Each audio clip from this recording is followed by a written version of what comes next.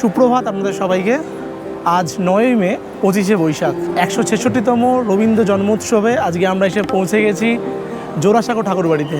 আমি সাইদুল, আমার সঙ্গে শর্মিষ্ঠা রয়েছে। তো আজকে সকালবেলা অ্যাকচুয়ালি বাড়িতে বসে এই অনুষ্ঠান দেখছিলাম আমরা, তো দেখে মনে হলো যে আজকে আমরা ঘুরে আসি এই জায়গা থেকে।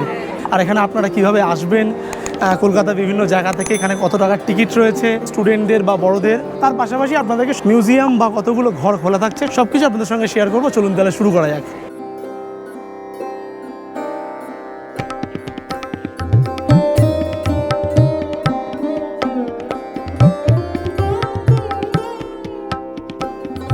উত্তর কলকাতার সরু গলি আর পুরনো দালানের মাঝে দাঁড়িয়ে আছে এক ইতিহাস, যে বাড়ি শুধু একটি পরিবার নয়, বদলে দিয়েছিল বাংলা সাহিত্য, সঙ্গীত আর সংস্কৃতির ধারা। এটাই জোড়াসাঁকো ঠাকুরবাড়ি। জোড়াসাঁকো ঠাকুরবাড়ি কলকাতার অন্যতম ঐতিহাসিক ও সাংস্কৃতিক ঐতিহ্যবাহী স্থান।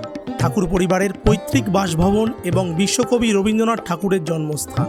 1861 সালের 7ই মে এই বাড়িতে তিনি জন্মগ্রহণ করেন। 1961 সালে রবীন্দ্রনাথ ঠাকুরের জন্মশতবার্ষিকী উপলক্ষে পশ্চিমবঙ্গ সরকার এখানে প্রতিষ্ঠাতা করেন রবীন্দ্রভারতী ইউনিভার্সিটি। উত্তর কলকাতার গণেশ টকিজের কাছেই গিরিশ পার্ক ও বড়বাজার এলাকার নিকটে রয়েছে এই জোড়াসাঁকো ঠাকুরবাড়ি। হাওড়া বা শিয়ালদা থেকে অনেক বাস পেয়ে যাবেন এই গিরিশ পার্কের পাশে জোড়াসাঁকো ঠাকুরবাড়ি আসার। তবে সবথেকে সুবিধা হবে মেট্রোতে এলে। আমরা মেট্রোতে এসেছিলাম। তো যদি আপনারা মেট্রো করে আসেন সেক্ষেত্রে আপনাদের গিরিশ পার্ক বা মহাত্মা গান্ধী রোড যে কোনো দুটো মেট্রো স্টেশনের মধ্যে একটা নামলেই হবে। নেমে একটু হেঁটে আসতে হবে, মিনিট 5 মতো হেঁটে আসলেই পেয়ে যাবেন এই জোড়াসাঁকো ঠাকুরবাড়ির এই গেট। এদিকটা হচ্ছে মহাত্মা গান্ধী রোড এবং এই দিকটা হচ্ছে গিরিশ পার্ক। আমরা এই দিক থেকে হেঁটে আসলাম। এই রাস্তাটা হচ্ছে সেন্ট্রাল এভিনিউ, আর এই দিক থেকে এই গেট দেখতে পাবেন। এই গেট থেকে সোজা ঢুকে যেতে হবে। এই যে গেট থেকে আমরা ঢুকে গেছি, ঢুকে গিয়ে এবার এই রাস্তা বরাবর সোজা চলে যেতে হবে। আপনারা পেয়ে যাবেন রবীন্দ্রভারতী ইউনিভার্সিটি বা জোড়াসাঁকো ঠাকুরবাড়ি। এখানে রয়েছে রবীন্দ্রভারতী বিশ্ববিদ্যালয়ের গেট, কিন্তু এই গেট থেকে এখন ঢোকা যাবে না। ঢুকতে হবে আমাদেরকে এই জোড়াসাঁকো ঠাকুরবাড়ির পশ্চিম দুয়ার থেকে। কিছুটা হাঁটা আছে, মিনিট 10 পথ। যদি আপনারা চান তো একটা রিক্সা করে নিতে পারেন। রিক্সা পেয়ে যাবেন মুখের সামনে। এই পাশের গলি থেকে এসে আমরা এই রাস্তায় উঠে গেছি। এই রাস্তাটা হচ্ছে রবীন্দ্র সরণি। তো আপনারা যারা বড়বাজার থেকে আসবেন তারা অটো করে চলে আসতে পারেন এই রবীন্দ্র সরণিতে। সেখান থেকে আপনারা এই জোড়াসাঁকো ঠাকুরবাড়ির পশ্চিম দুয়ার পেয়ে যাবেন। একটু সামনেই আছে, আমি দেখাচ্ছি গিয়ে। এই রাস্তাটা হচ্ছে রবীন্দ্র সরণি, আর এই দিকটা হচ্ছে বড়বাজার। বড়বাজারের দিক থেকে গাড়িগুলো আসছে সব। এই হচ্ছে জোড়াসাঁকো ঠাকুরবাড়ির পিছনের দিকের পশ্চিম দিকের গেট। আর আজকে তো চারিদিকে একদম উৎসবের জন্য কত দোকানপাট বসেছে।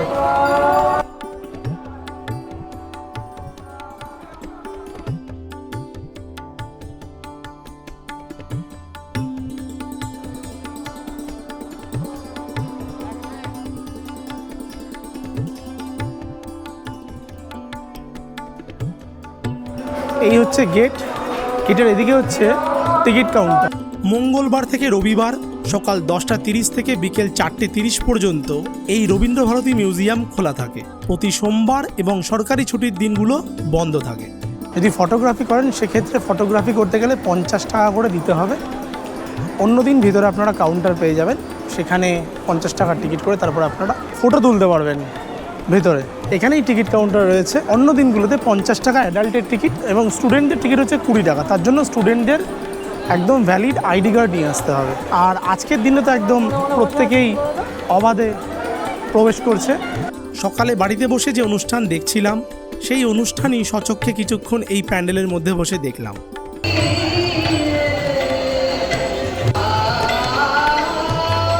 গেটে ঢোকার মুখেই আজকের অনুষ্ঠান সূচি হাতে পেয়েছি। আজ 25শে বৈশাখের দিন সকাল 6টার পর থেকে এই ঠাকুরবাড়িতে রবীন্দ্র জন্মকক্ষে ও রবীন্দ্র প্রয়াণ কক্ষে উপাচার্য কর্তৃক পুষ্পার্ঘ্য নিবেদন ও কবি প্রতিমূর্তিতে মাল্যদান দ্বারা এই অনুষ্ঠানের সূচনা হয়। তারপর একে একে গান এবং পাঠ মিলিয়ে সকাল 9টার পর থেকে অনুষ্ঠান শুরু হয়েছে।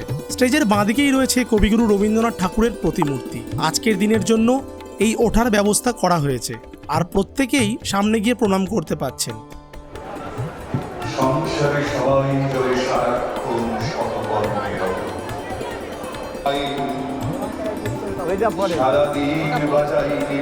এই প্রতিমূর্তির পাশেই রয়েছে সোনার তরী দোকান, যেখানে রবি ঠাকুরের বিভিন্ন গ্রন্থ পুস্তক পাওয়া যায়, যেটা আজ বন্ধ ছিল।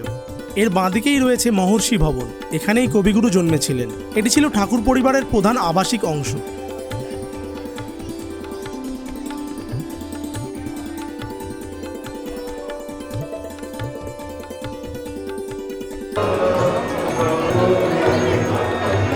আচ্ছা, আপনার নাম কি একটু বলেন? আমার নাম সোমনাথ ভদ্র।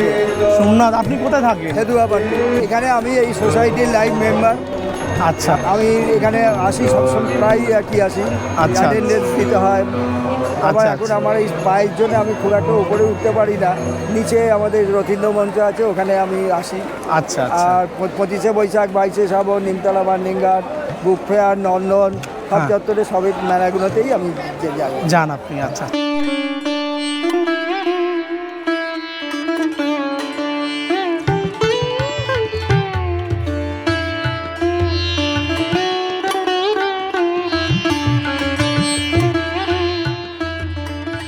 অনুষ্ঠান চলাকালীন কিছুক্ষণ আগেই পশ্চিমবাংলার নতুন মুখ্যমন্ত্রী শপথ গ্রহণের পরেই এখানে এসে উপস্থিত হয়েছিলেন, তাই ঘণ্টা দেড়েক মিউজিয়ামের ঘরগুলো বন্ধ করে দেওয়া হয়েছিল।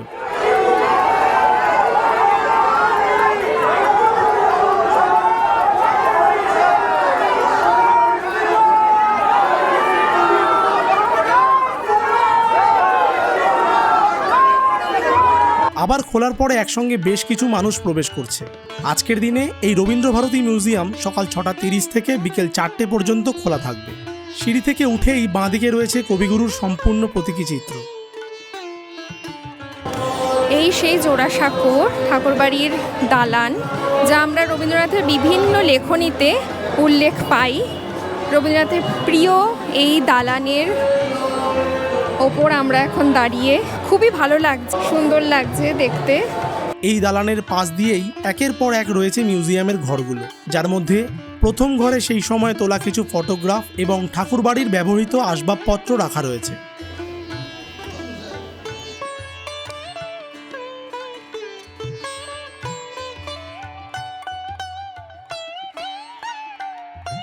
এরপরই ছিল লিভিং রুম। রবীন্দ্রনাথ ঠাকুর এই ঘরেই থাকতেন।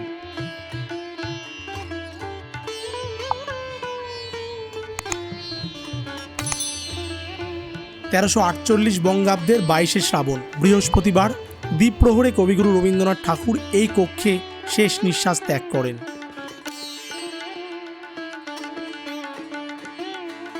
এখানে দেওয়ালের মধ্যে বিভিন্ন রকম নথিপত্র রয়েছে ইসিজি রিপোর্ট, রবি ঠাকুরের চলে যাওয়ার 5 দিনের আগের প্রেসক্রিপশন ইত্যাদি। এই স্থানটিতে 30শে জুলাই 1941 সালে কবির সুপ্রাপিউভিক সিস্টোস্টমি অপারেশন সম্পন্ন হয়েছিল। এই ঘরের পাশেই রয়েছে কবির চলে যাওয়ার সময়কালের কিছু ঘটনার লেখা এবং ছবি। চারিদিক ঘিরে এই ঘরগুলো এবং মাঝে রয়েছে মহর্ষি ভবনের এই বড় দালান, যেখানে আজ বিকেলে একটা অনুষ্ঠান অনুষ্ঠিত হবে, তারই প্রস্তুতি পর্ব চলছে। এদিকে রয়েছে সেই রেলগাড়ির ড্যামি, যাতে করে কবিগুরু শেষবারের মতো শান্তিনিকেতন থেকে কলকাতায় ফিরেছিলেন। এরপর ঢুকে দেখেছিলাম পাশ্চাত্য ধারায় অঙ্কিত চিত্রকলা কক্ষ।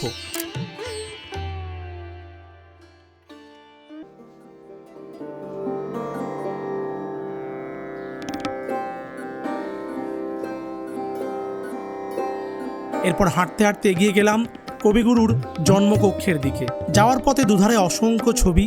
আপনারা যখন আসবেন একটু সময় নিয়ে আসবেন, ভালোভাবে ঘুরে দেখতে অনেকক্ষণ সময় লাগবে। মিউজিয়াম দেখতে হলে চেষ্টা করবেন 25শে বৈশাখ এবং 22শে শ্রাবণের দিন বাদ দিয়ে অন্য দিন আসার, তাহলে ভিড় কম থাকবে এবং মিউজিয়ামের সব ঘর খোলা থাকবে।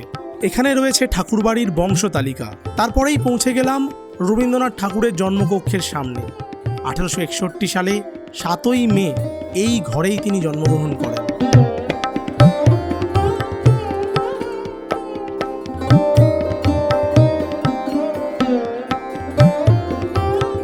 বেরোনোর পথে এই চাইনিজ মিউজিয়ামটি আজ বন্ধ ছিল।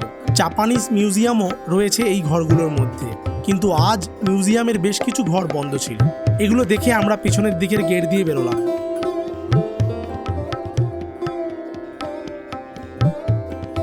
তো আমরা মহর্ষি ভবন থেকে ঢুকে জন্ম মৃত্যুকক্ষ দেখার পরে জন্মকক্ষ দেখলাম, একটা আর্ট গ্যালারি খোলা ছিল, সেই আর্ট গ্যালারিটাও দেখলাম। দেখে পিছন দিক থেকে বেরিয়েছি আমরা, এখান থেকে বের করে দিচ্ছে এই পিছন সাইড থেকে। তো একটা কথা বলার, আজকের দিনে মানে রবীন্দ্র জয়ন্তীতে যদি আপনারা আসেন, আপনারা টিকিট ছাড়া ঢুকতে পাচ্ছেন প্রত্যেকেই, কিন্তু ম্যাক্সিমাম মিউজিয়াম কিন্তু আজকের দিনে বন্ধই থাকে।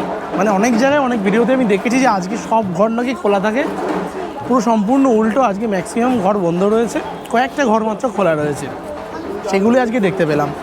যেদিন আপনারা অন্য দিন আসবেন, মানে সপ্তাহে সোমবার বাদ দিয়ে বাকি যে কোনো দিন আপনারা আসবেন, অনেক কটা ঘর আপনারা খোলা পাবেন, অনেক মিউজিয়াম খোলা পাবেন। সেই দিনই আসা আমার মনে হয় সবথেকে ভালো হবে। আজকের দিনটা যদি আসেন, কিছু শুধু কক্ষ যেহেতু আজকের জন্য বন্ধ থাকে, হ্যাঁ। কারণ আজকে তো জনরাশ বেশি, তাই জন্য বন্ধ থাকে। তো অন্যদিন আসলে বেটার, সেই ঘরগুলো খোলা থাকবে, দেখাও যেতে পারে। একদম। আর আজকে যদি আসেন আপনারা জন্ম উৎসব উপলক্ষেই আসতে পারেন, তাই তো? কারণ সেটাই বেটার। অনুষ্ঠান হয় এই দিন। আমরা বেরিয়ে আইসক্রিম খেতে শুরু করে দিয়েছি দুজন মিলে। সামনে আইসক্রিমের দোকান বেরিয়ে পেয়েছি একটা, এই যেখানে